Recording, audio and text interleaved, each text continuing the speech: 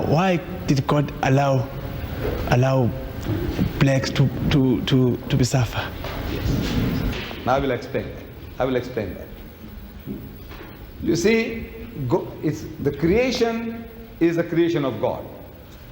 But mankind, he creates his own standards of judging. Like for example, we are told by certain groups of churches that the black people of the earth are the children of Ham. You see, Noah, you heard the name Noah, after the flood.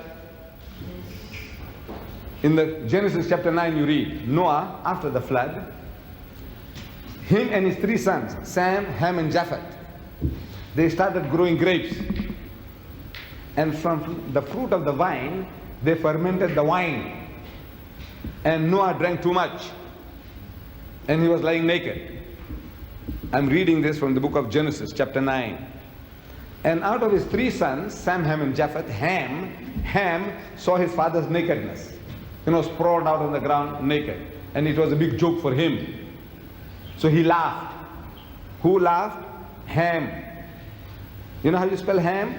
H-A-M, Ham. Ham.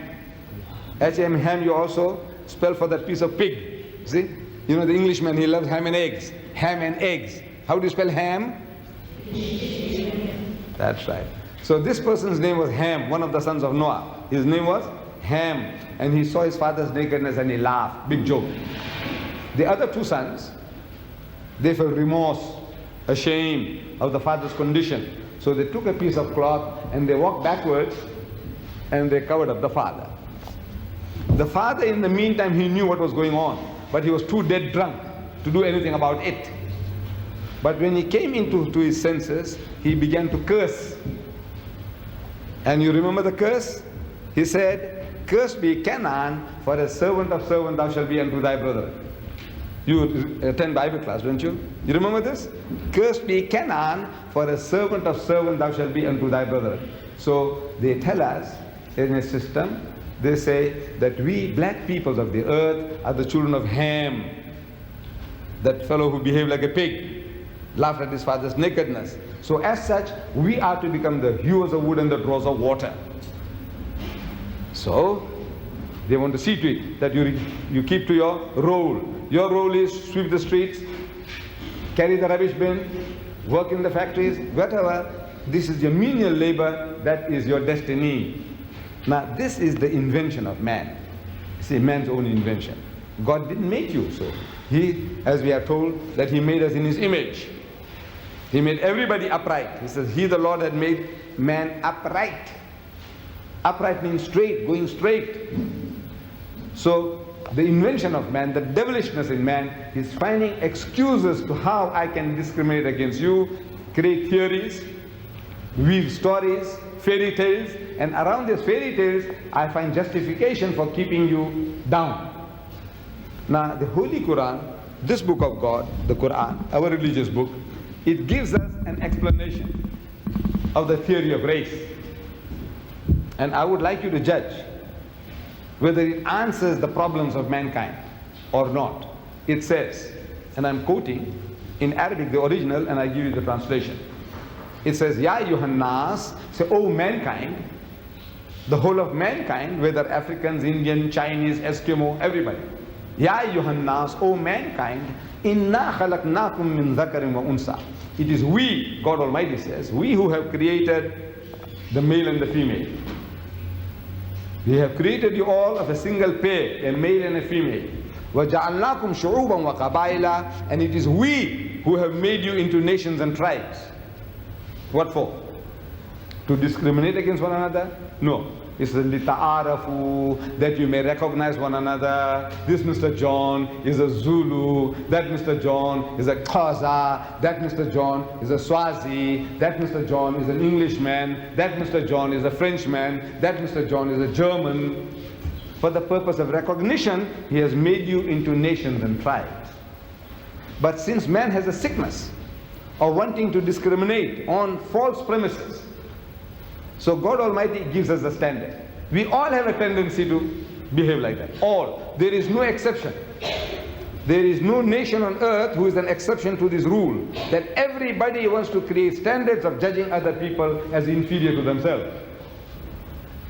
You said the African just now, and I accept that the African is, in the South African context, he is at the lowest rung of the ladder.